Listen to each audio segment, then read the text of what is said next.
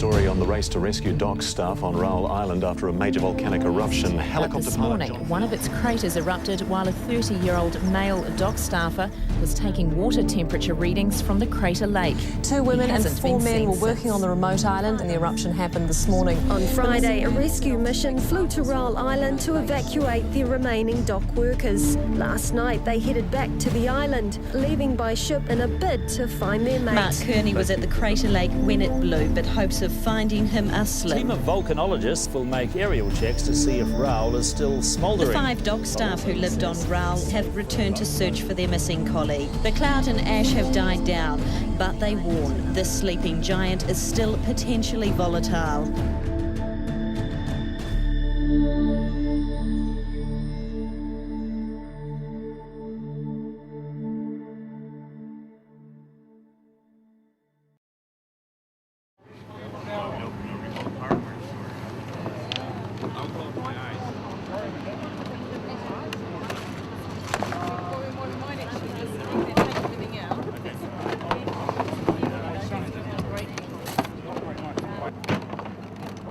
We're checking for any weed seeds, insect pests.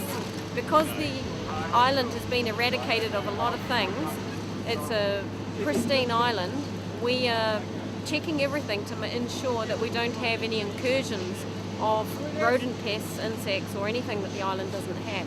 Because then once they get on there, they're very difficult to get rid of. And that's why we're doing the check. You've got your protection on? Yes, ma'am. You must be pretty used to it by now, though. My first time out. Oh no, sorry, this end's got the bugs. Early in 2006, Department of Conservation gave me a ring to say could I be on standby. There's an eruption up at Raoul Island, which is just about 1,000 kilometres north of New Zealand, and at that stage please keep it quiet, but they thought they'd lost one of their workers that were up there. While we were up there, I was sitting with the Department of Conservation manager, and I said to him, this trip we're doing for you, as you know, is completely unrehearsed and at a spur of the moment, and every good turn deserves another. What's the chances of coming back up here with a group of ham radio operators? Smiles all around, and that was the beginning of some very short negotiations, and here we are, sort of 6 months later. So out of every volcanic cloud, there's a silver lining, and fortunately for the ham radio boys, it was a very easy process to get the permit.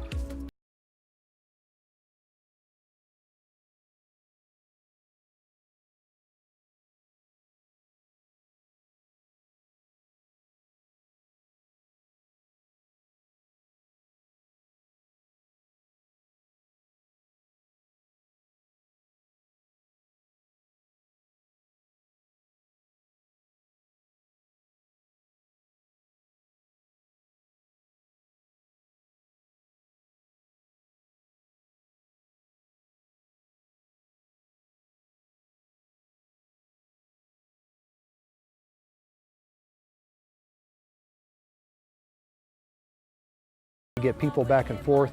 They chose the Braveheart, operated and owned by Nigel Jolly. In return for the excellent work that Nigel had done in getting people on and off and providing service to the New Zealand government, smart fellow that he is, remembered his friends and hammed them. So coming on to this island was an opportunity we just could not pass up.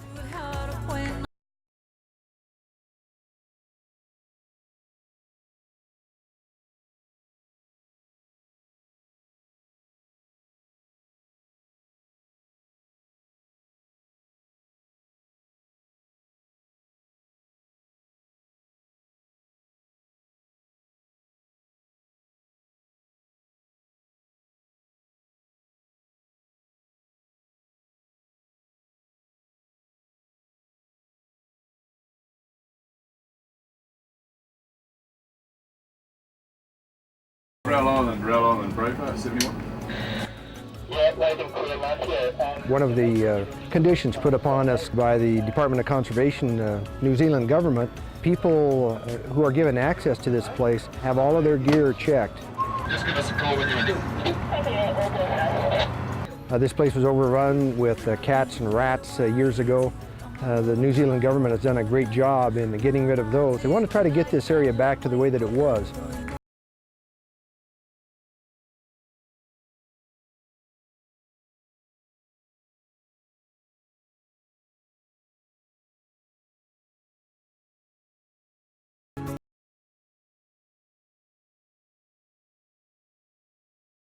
The island is a nature reserve.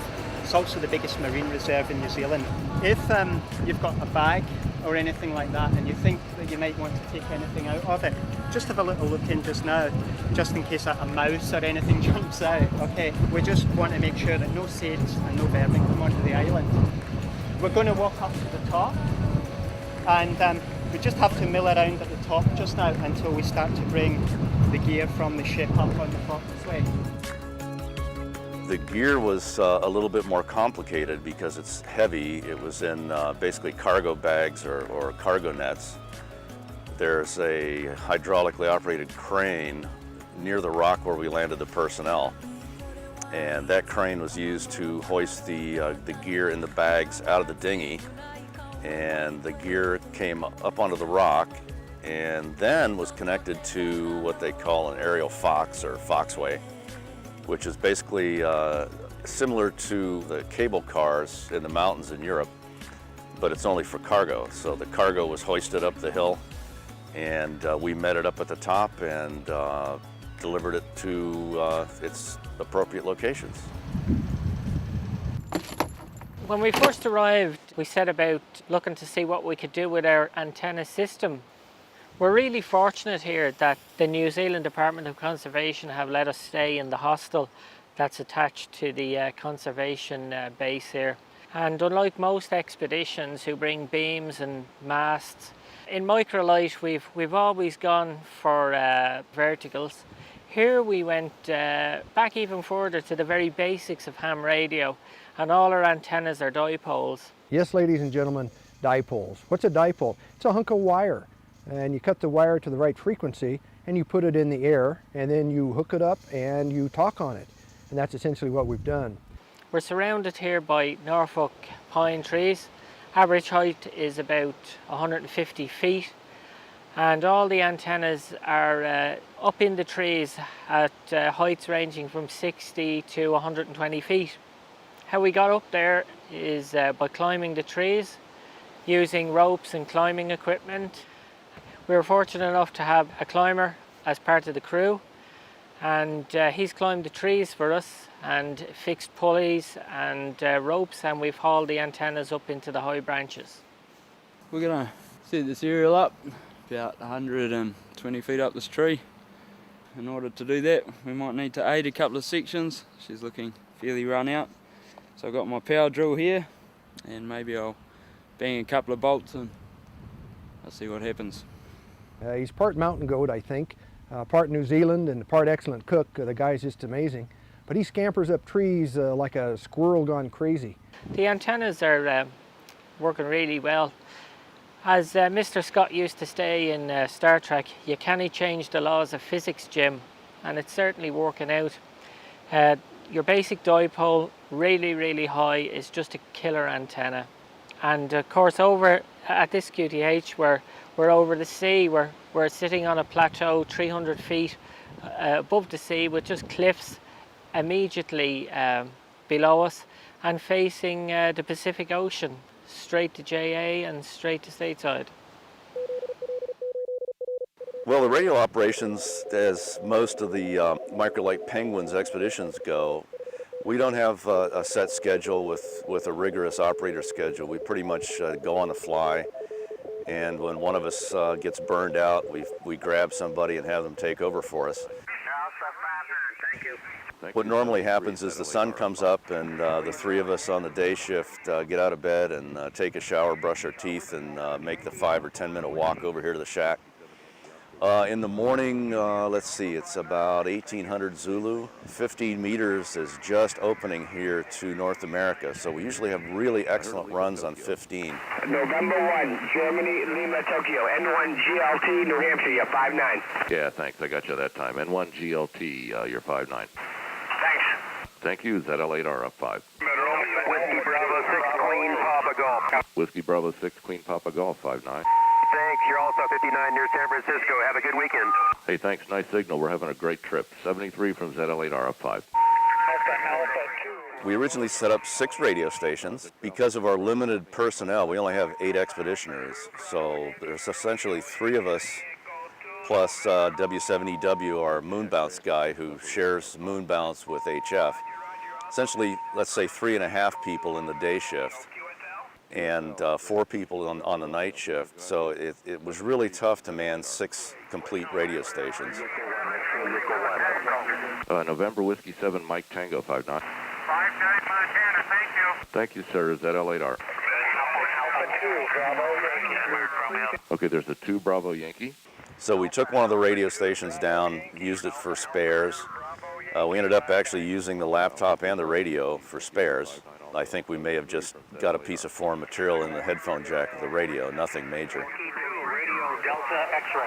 Whiskey 2 Radio Delta X-Ray, good morning, 59. Thank you. You're also 5 and 9. Thank you. 73 ZL8R. Whiskey 5. Could I have the Whiskey 5? Whiskey 5, Bravo, X-ray. Whiskey 5 Bravo X-ray X-ray, you're 59. Thank you. Also 59 in Houston. Thanks for Houston. Who's the Japan station? Japan, America 7, London, Mexico, Zulu. Japan Alpha 7, London, Mexico, Zulu 59, Dozo. Thank you, 5 and 92. Propagation appears to be a bit strange from this location. It's flip-flopping back and forth between stateside and JA on most of the bands. Thank you very much. You're 5-9. Thank you for a new one. You're welcome for a new one. Glad to do it. 73 ZL8R.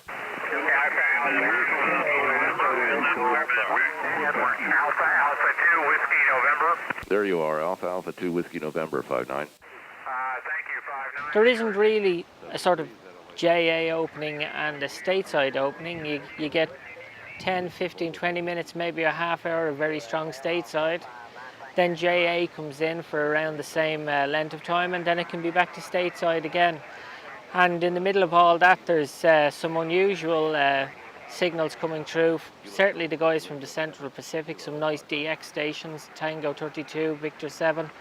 But also Europeans from time to time appearing, you know, out of the JAs and the stateside. Very, very strange. November. Ending November. Japan Echo 2, Lima United November. Juliet Echo 2, Lima Uniform November 59. Good morning. You are also 59. Thank you very much. Thank you very much. 73 ZL8R. I think I heard a November 2.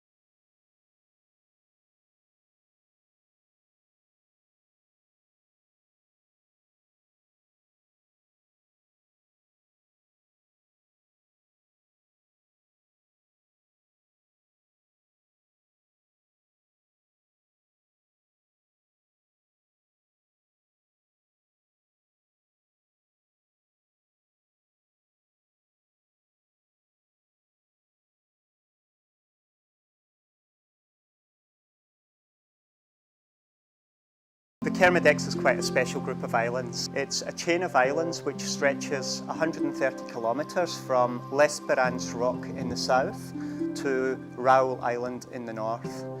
There are a team of 5 of us currently on the island. Our main job is to improve the ecosystem in general. It's a very special place. It's near natural just now. There are some introduced plants. The area was farmed at one time. But the Department of Conservation are fully committed to bring the island to a pristine condition if possible.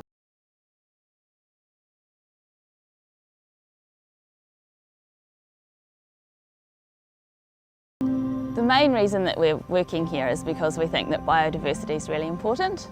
This island's really unique, it's really isolated, and it's home to some really unique species of plants as well as seabirds. What the main task just now involves is weed control. 4 years ago, they eradicated all the animal pests on the island, rats and cats. So now we're trying to get on top of the plant pests and try and get as many of the weeds as possible. In addition to doing the weed work on the island, we also contracted out to the New Zealand Met Service. Every day of the week we do meteorological duties, and that basically involves launching a weather balloon, taking weather observations and sending that data back to New Zealand to the service. Primarily what we're doing is filling a gap in the South Pacific. For New Zealand, we're keeping an eye on the tropical cyclones as they come down towards New Zealand in the summer months. All the buildings were built by the Met Service around the 1930s. Primarily it was a radio station to guide the flying boats in from Hawaii. But once the radio station was set up, the Met Service took over that and built the facilities that we still have today, including this wool shed that you guys are set up in. It was part of the farm that was set up. The island itself is a very beautiful place, very special place to visit. It's really fortunate that this is a wildlife preserve and access is highly restricted. Even if it weren't, it's so hard to get here that the little island is basically safe from development.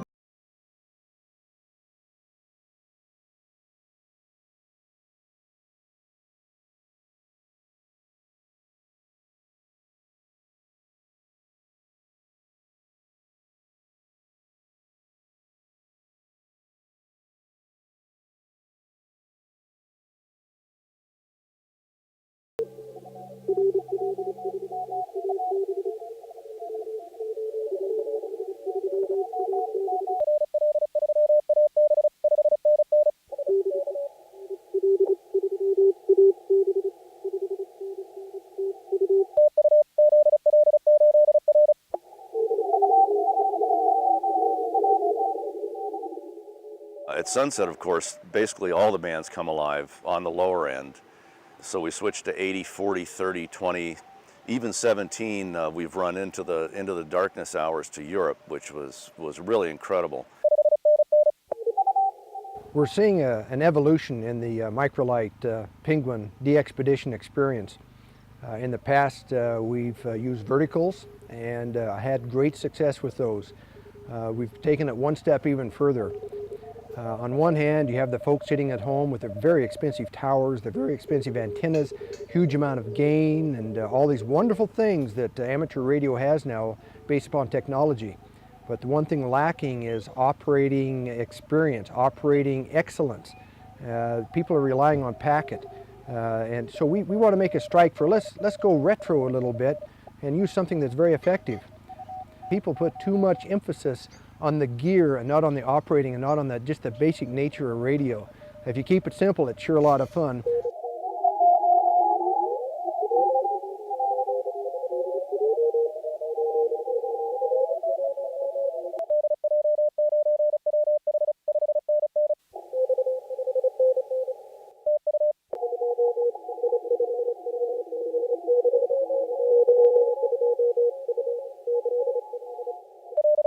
I'm a huge believer in simplicity and simple dipoles.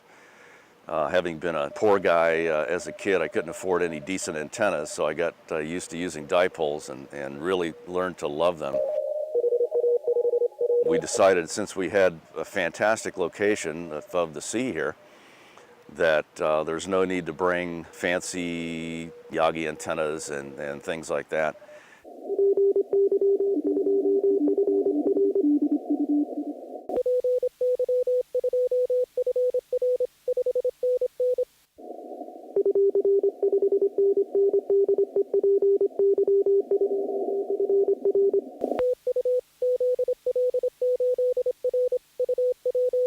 We were hoping to avoid a lot of the RFI issues which plague some expeditions which use verticals, and that's been true for the most part. We've had some other issues RFI-wise, and we think we solved them. Some of the dipoles went right on the bluff, which gives them an effective height of about 100 meters above saltwater, which I don't see how it could be any better.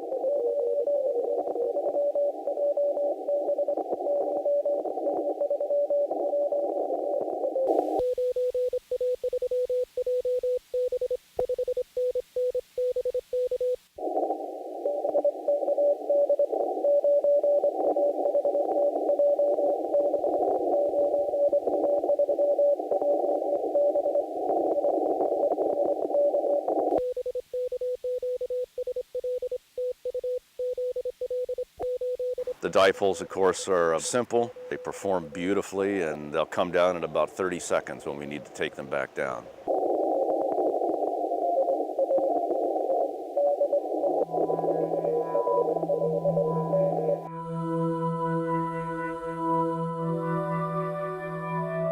island was originally post for whalers, providing fresh food and stuff like that.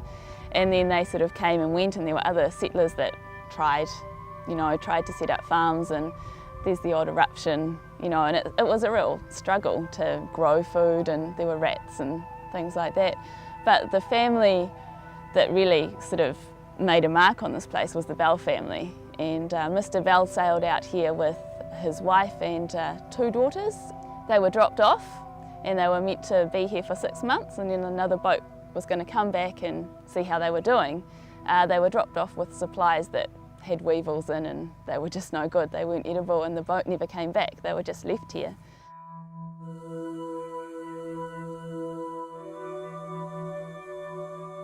Back then there were heaps of Kermadec petrels all along the beaches, so they had food, they fished, they caught turtles, but they struggled, and they stayed here for about 30 years. They had sheep and some cattle in the end, and kumara. In the process, they left us this fantastic gift of these wonderful Norfolk Island pines, probably 100 years old and 120 feet, 40 meters high, which provided the perfect basis for our antenna system. Zulu Lima 8 radio, listening Europe 200 to 210. HL3I 5 and 9. Papa Yankee 3 Oscar Lima, Brazil is not in Europe, please stand by. Europe only 200 to 210, Zulu Lima 8 radio. We're quite a small team, only 8 operators, so that's put a huge workload on the team. I think every member of the team is sitting in front of the radio about 12 to 15 hours a day or night. We've split up into 2 teams. The daytime guys come on around 6 a.m.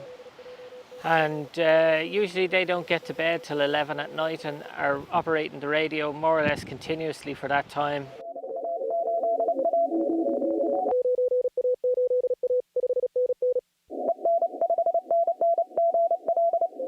The night guys, there's a bit of a changeover. They come in around the late afternoon or the early evening, and they'll take some turns on the radio, and then they work through the night, working 160, 80 and 40 or whatever bands are open.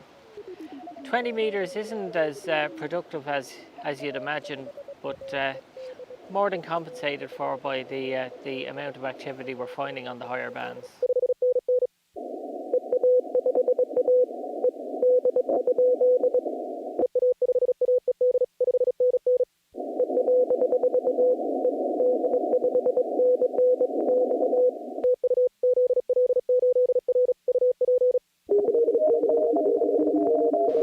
I think what's really been interesting about this expedition has been the nature of the pile-ups.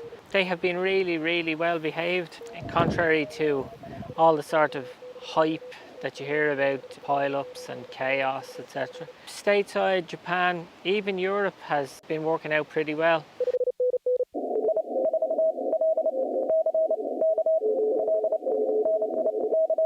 Has been going for hour after hour after hour.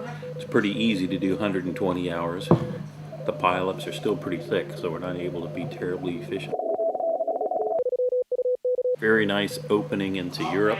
A lot of weak guys got through around the edges of the pile-up, but we'll have a good night at it. We've got about 6 good hours of darkness and band openings, and we'll just continue to crank out the QSOs.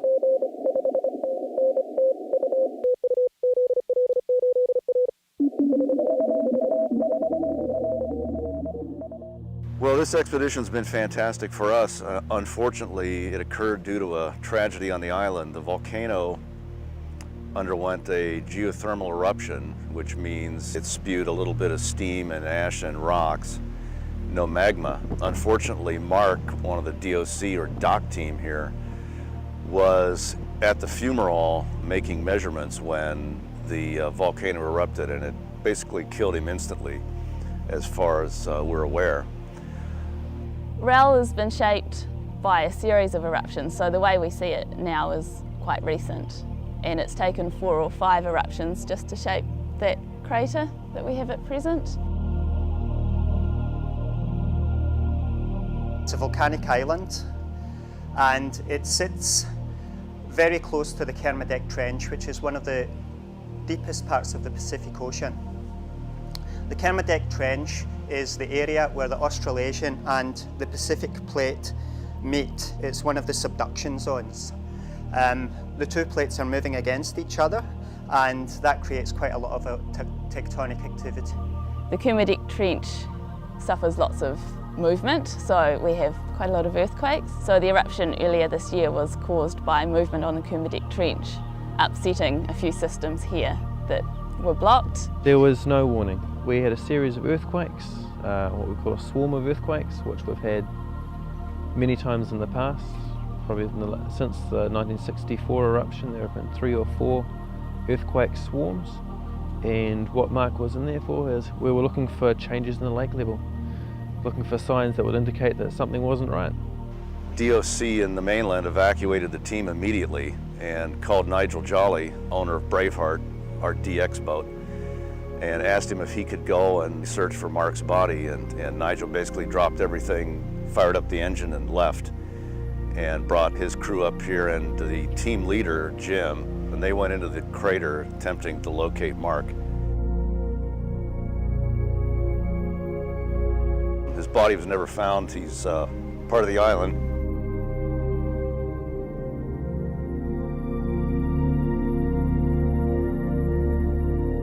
When we got there, there was a large volcanic sort of cloud above the island. Rowell Island is made up of a big crater with a couple of small lakes in it, and one of the lakes was where the eruptions took place from. It is obviously an active volcano, as we found out on March 17th, but then the signs were there for us to know about. The island topography itself, even when you have a look at some of the banding on the cliffs, are just a result of successive ash falls. Also, another part of the work out here is that one of us is devoted to doing volcanology duties, which was where Mark was during the day that the island erupted, and why we had the volcanologist out here this time to try and find out exactly why we had no warning on the day that it did erupt.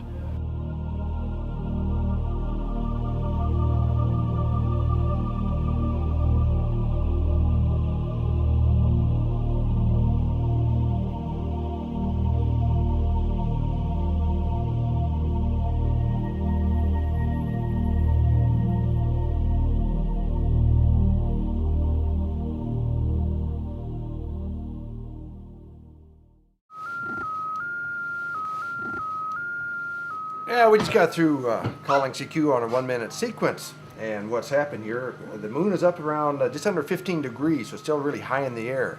And I see a very faint trace on the spectran, and so I decode it, and lo and behold, here's Sugar Mike 7 Fox Japan Echo. So what I've done is I put him in the next sequence. I'm going to send our call, ZL8R, and then our grid square, and then the signal report, 000. So what I'm waiting for is for him to see that, and then to respond with the ROs. So the game is afoot. We're getting close. On Kerguelen, we had skeds on 6-meter EME, and they were set out months in advance, and away you would go, and you would run with whoever it was until you completed, and then they had the queue, so that's okay. This time it's all different. We needed to go back to the basics. When somebody calls CQ, there should be a pileup. There should be people calling back. Can you pick the strongest one? And that's what we're doing now off the moon. EME stands for Earth, Moon, Earth. And we have a beam that we put up a whopping 22 feet, feeding it with about 750 watts. And every moon set and every moon rise we're on. Now what we're doing is I just call CQ, and then I look for the answers. I say look because once you know about this type of thing, you don't hear it. It's well below the noise level. We're talking 20 to 30 dB below the noise level. So you look for the answers. When you see the answers, you decode them. So he acknowledged that. I sent him my RRRs all over the place, and it'd be nice to get a 73. So that little tiny blip way up here, those two little tiny blips like that, we were able to decode down here.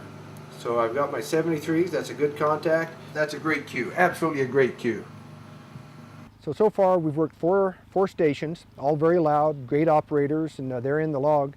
I've printed or been able to see calls on several others, but so far we haven't completed with them. So we're running both Moonset and Moonrise. I gave a call to W7GJ, said, hey, tell the guys to start calling. Initially I said, listen, don't call unless you hear us, but I need the feedback. I need to know my beam is pointed directly at the moon. And so everybody's calling, and we expect to work a lot more folks, Earth, Moon, Earth on 6 meters. Spit it out. There it is, No, that's not my foot switch. I have to have my foot switch. I'm using your foot switch because you're using my foot switch. What are we gonna do? We can't get the right foot switch plugged into anywhere. You give me mine and I'll give you yours. Yeah, I'll give you yours, all right, buddy. Okay. That's good. The other side as well. Strong enough. That's good. We had some RFI problems on 160 meters running high power to get into the other radios. So we decided we'd try this. It's a voltage divider. Well, we've got an RF choke with coil coax, and then that's coming from the antenna, and then it goes to a ground rod, and then to another RF choke with more coiled coax going to the shack.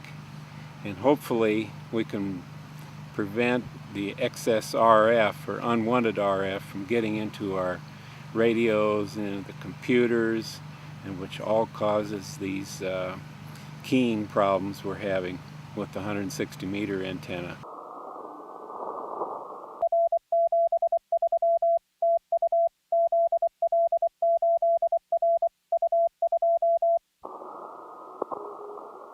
Our 160 meter antenna is a full-size dipole.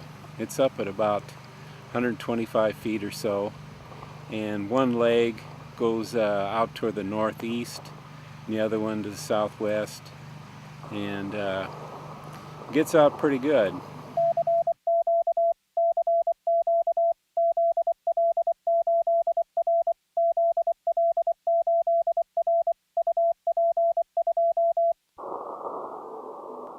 ICOM was gracious to loan us 6 brand new IC7000s. The guys took a little bit of time to get used to the menu system, as I did, but once we got used to it, we were able to drive those radios like we'd owned them for years. Single sideband, it has everything we need, variable audio transmit bandwidth, which is nice. We just set it on wide and go for it. CW, I was really amazed. The break-in keying is smooth, and we can vary the rise time of the envelope, which actually turned out to be very advantageous. One morning I was interfering with one of the other stations, and I said, well, let me try to increase the rise time of the CW envelope, and I set it to 8 milliseconds, and the interference went away. We're living down in the hostel, which is simple accommodation, but it has showers and all the facilities we need to keep ourselves comfortable. Now around the hostel building, there's the main building itself, and there we have the annex, which is where everyone's staying. That sleeps 12 people. Around the hostel we have a small hospital building, dry goods store, our chiller and freezer, and of course our brewery. So the building the hams are operating out of, it's called the Woolshed, and that was built in 1936 to undertake, well, shearing of the island's herd of sheep. It's an old building, but it's dry and it's got a couple of rooms and it's comfortable and a good kitchen area, so we're able to operate quite comfortably.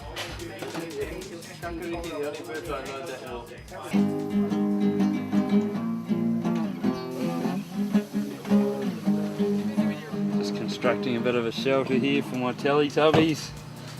Broughton, our chief squirrel, you might say, who runs up trees and cooks. Every day we have excellent meals. We had a hangi, where you dig a big hole in the ground and fill it up with rocks and wood, and you get the rocks hot, and then you bury the food in leaves, and then you cover it with dirt. They let it cook for 6 hours. Had that last night.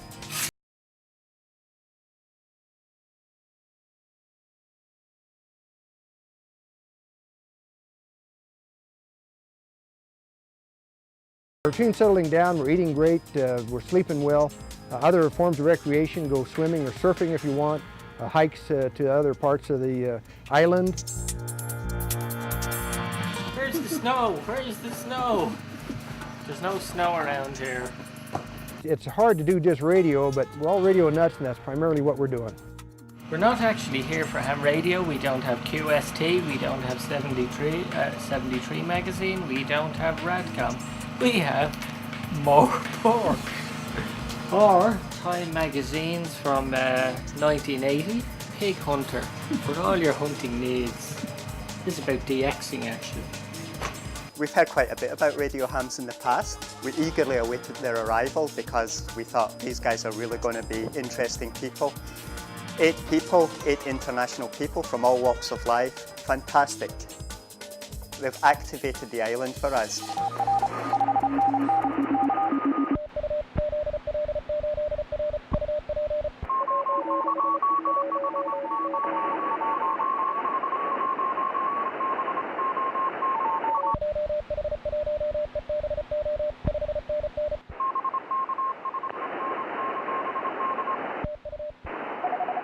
We're at the bottom of the sunspot cycle. I believe James looked up the solar flux today and it was 71. And it really doesn't get much lower than that. However, we've actually had openings on 10 meters into North America and Japan. It's been absolutely fantastic to run the 10-meter pileups, just a blast. We put the 10-meter dipole up right at the edge of the bluff, and it seems to play extremely well. So we've had just a heck of a lot of fun on 10 meters.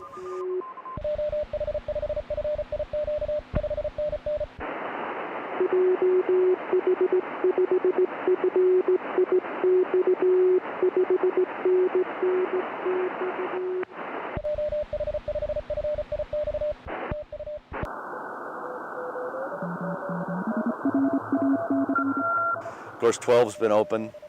We were actually running North America one day, and we started to hear EA8s and CT3s calling, and that's out near our antipode. Our antipode is actually in the middle of Algeria, 7 X-ray. So right in the middle of this wonderful run to the States, we start to hear our antipodal friends calling in, and it was just absolutely phenomenal. I just couldn't believe we were hearing stations all the way from one end of the bright side of the earth to the other.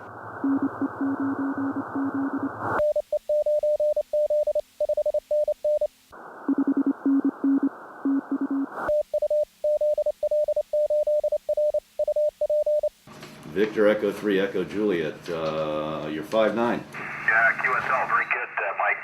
Listen, on behalf of all the DXers that are not on Raoul Island at this time, thank you. You guys have done a great job.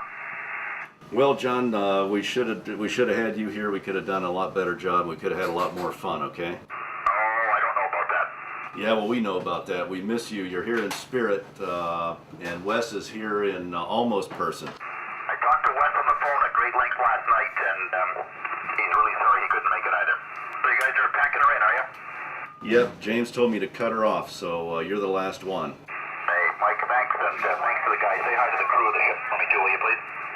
Yeah, they're doing great. All the guys say hi, and even Nigel. Excellent.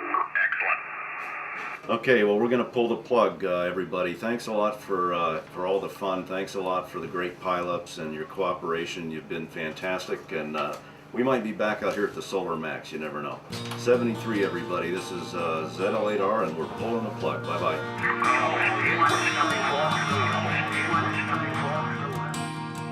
We're tearing down the antennas right now and getting ready to go back to the Braveheart for a lovely 2 days sailing.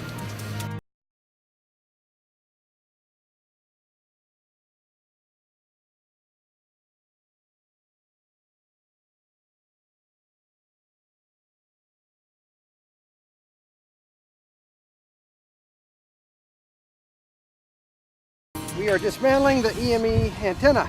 This big monster antenna fits into a little 4-foot carrying case. This is the case that a big antenna goes into. All these parts like a jigsaw puzzle.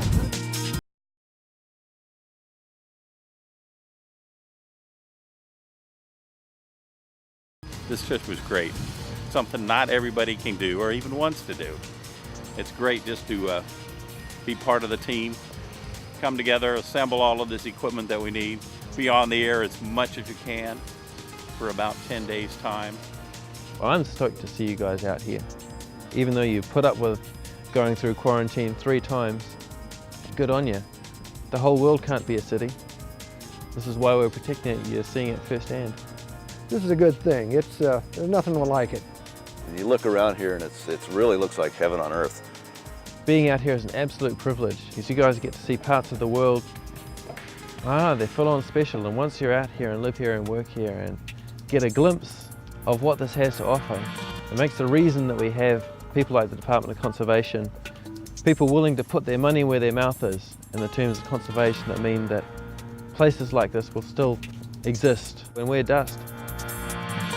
It's been great. We've missed out on so much this year because of the eruption. It's really great to have fresh faces around, people who are interested in what we do, people that we can share our experiences with. How long did it take to tear down? An hour? Hour and a half, maybe. Fantastic. Yeah. It's the only way to go. Absolutely. All the radios, all the little tuners, all the power supplies, all the laptops, right here in these 3 Pelicans. So there it is. I mean, that's 40,000 QSOs sitting in the box. We are the safety officers on the island for today. We are serious guys, so we are not allowed to talk to strangers. We're going to help load this stuff, send it on down so it can get on the Zodiac. Right now at the bottom, there's a bag full of equipment. It's going to get unloaded. We send the cable back up again. We'll load these bags, hook them on one at a time, bring them down. So we've got the heavy equipment first. The generators are going, the fuel, leftover fuel's going, and then some of the heavier equipment that we brought with us, followed up by the lighter, more fragile things. So when they get loaded on the boat, those things that are light and fragile will be on the top.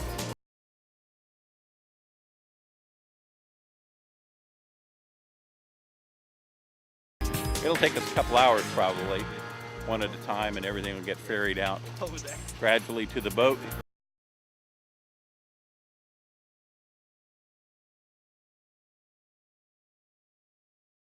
The Braveheart crew, I can't say enough good things about these people. I've never seen a bunch of harder working people in my life. They make commitments, follow through. It's an absolute joy to come on a trip with them, because you know that we're going to be taken care of 200% all the way. Oh, you never want to go home after one of these. You got to convince yourself, you know, to go back to the reality of it.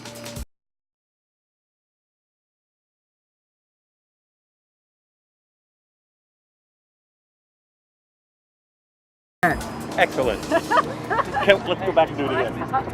Braveheart seems to feature quite regularly with the ham radio operators. It's not the only thing we do. We work for the British government, New Zealand government, and many film companies. But to tell the truth, the ham radio group that we have an affiliation with is our most